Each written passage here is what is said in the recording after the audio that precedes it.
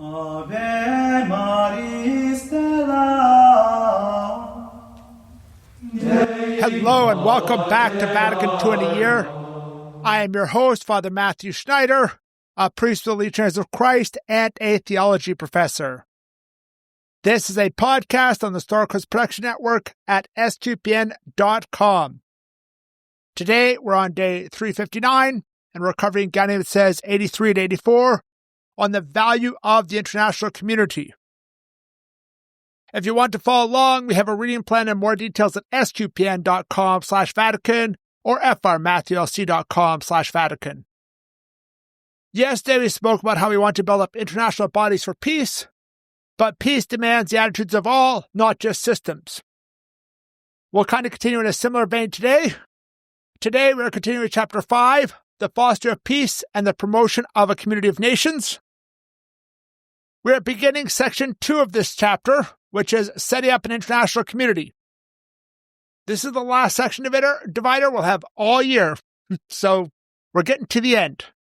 And the summary for today is that wars start with unjust hearts, and the international community needs to build up peoples to avoid wars. As I noted today, we're covering 2 paragraphs, 83 and 84.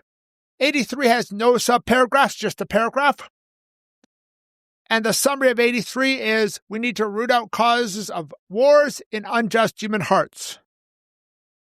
Let's read paragraph 83. In order to build up peace above all, the cause of discord among men, especially injustice, which foment wars must be rooted out. Not a few of these causes come from excessive economic inequalities, and from putting off the steps needed to remedy them. Other causes of discord, however, have their source in the desire to dominate and the contempt for persons. And if we look for deeper causes, we find them in human envy, distrust, pride, and other egotistical passions. Man cannot bear so many ruptures in the harmony of things. Consequently, the world is constantly beset by strife and violence between men, even when no war is being waged. Besides, since these same evils are present in the relations between various nations as well, in order to overcome or forestall them, and to keep violence once unleashed within limits, it is absolutely necessary for countries to cooperate more advantageously and more closely together, to organize together international bodies, and to work tirelessly for the creation of organizations which will foster peace. This paragraph is really linking how we have those desires in our hearts, and then those desires in our hearts can also be desires of a large portion in a single nation or things like that. And it brings us back to that original sin. What was the first war? The first war was Cain killing Abel, right? And that is that kind of unjust desire in human hearts. Cain was frustrated that God seemed to like Abel's gifts better, and so he kills him. That is where we start with the idea of war and violence in humanity. So it goes back to those desires of our hearts. And things can create stronger desires. We note here this disparity of means, things like desires to dominate, and then ultimately it goes down to envy, distrust, pride, egotism, etc. And this paragraph even notes that we'll have this discord even if it doesn't lead to violence or war. Sometimes we have today, they'll call it like economic warfare, where they put sanctions on each other over things like this, and that may or may not be in accord with the common good. I'm not getting into the justice of international sanctions here because there's a lot of prudential things there, and it's beyond our scope here. But that idea is now they'll call that economic warfare or things like that. And we'll have, local violence where 2 guys are fighting over something. It gets the fists in a bar because they both want the same young lady or something. And we have this evil from our hearts to nations as a whole. But nations need to cooperate to prevent or reduce such issues. We shouldn't just say, okay, well, this happens, and so we'll just live with it. No, we are called to look for the good, look to actually resolve that. So as we move on to paragraph 84, it has 3 subparagraphs we'll read in 2 parts. A and B talk about the wider international pursuit of common good is needed as we are more interconnected. And 84C talks about existing international organizations lay the foundation. Let's begin with 84A and B. A. In the view of increasingly close ties and mutual dependence today between all the inhabitants of and peoples of the earth, the apt pursuit and the efficacious attainment of the universal common good now requires of the community of nations that it organize itself in a manner suited to its present responsibilities, especially toward the many parts of the world which are still suffering from unbearable want. B. To reach this goal, organizations of the international community, for their part, must make provision for men's different needs, both in the fields of social life, such as food supplies, health, education, labor, and also in certain special circumstances which can crop up here and there. For example, the need to promote the general improvement of developing nations, or alleviate the distressing conditions in which refugees dispersed throughout the world find themselves, or also to assist migrants and their families. So here we note this idea of how today the world is much more interconnected. And I think we've talked about this before in Gaudium et Spes.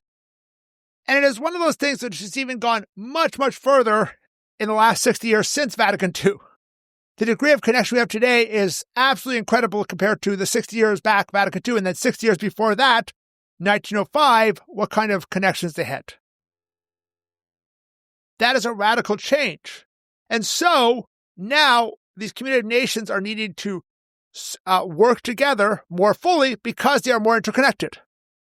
And the different nations need to organize themselves in a way that pursues the common good, a way that fulfills their duties to the common good that they have for their own citizens and the world writ large. And here we need to look for the broader context of the common good, not just, hey, what's the GDP per capita of that nation? That is an element of development, but that's far from the totality. It notes here things like, not just food supplies, health, labor, etc., but also things like, what does it mean? What kind of meaning do people have in the society? Or do they feel fulfilled in those kind of things? And obviously, they're not going to be perfectly fulfilled in some kind of jobs that are needed, but it can actually be a great thing if you have janitors who really feel like they're helping out, even though it's a kind of job you might not expect that from. And that's the idea where we need to do it. And we also need to look at the more general goods, economic development, things like that. And then also the specific goods. It gives, for example, refugees or situations where there's particular poverty, like if you have a drought that causes a famine in a particular country or things like that. We need to be ready to react as the international community. I don't have complete solutions. The Vatican Council Fathers don't have complete solutions. But the general idea of being ready to react is there. Moving on, 84C talks about how existing international organizations lay the foundation. It's not saying these are perfect, but it is saying these are good and these are a good place to start. So let's read 84C. Already existing international and regional organizations are certainly well deserving of the human race. These are the first efforts of laying the foundations on an international level for a community of all men to work for the solution of the serious problems of our time, to encourage progress everywhere, and to obviate wars of whatever kind.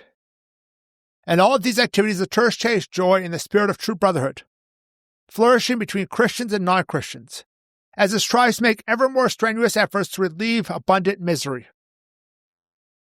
So here we are looking at a positive attitude towards existing organizations, things like the UN, things like NATO, things like USA that had all these connections with all these nations.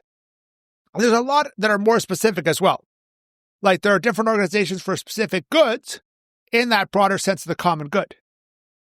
You can think of the WHO for health. And obviously, what the Council Fathers are saying is not to say these are perfect, but these are good starting points. So, for example, the UN, WHO, there are some issues with with both of those, especially when you start looking at things like contraception and abortion. They're not that in line with church teaching. It's really out of line with church teaching. And it can be problematic. The church has actually fought against some of those things, and it should keep fighting. But, in getting medicine to people in poor countries, often these kind of international organizations are very helpful rather than trying to do it on my own or trying to do it in a small group. And ultimately, all these activities should strive towards the brotherhood of the one human race. We are all one human race, and that's an important aspect that comes throughout Gaudium et Spes. I don't think it really is super explicit in any one paragraph, but it's noted here. Thank you for listening to this episode of Vatican II in a Year. This is a listener-supported podcast, and you can donate to help StarQuest produce it and other great podcasts at sqpn.com/give. You can give one-time monthly or join the StarQuest Patreon. Tomorrow I'll get to hear the next two paragraphs of Gaudium et Spes, 85 to 86, on economic cooperation is good but needs rules. Please join us then to learn more about Vatican II, which can provide a blueprint for the Catholic Church. If you want more information on the podcast, go to sqpn.com/Vatican, frmatthewlc.com/Vatican, or Vatican SQPN on Facebook or X.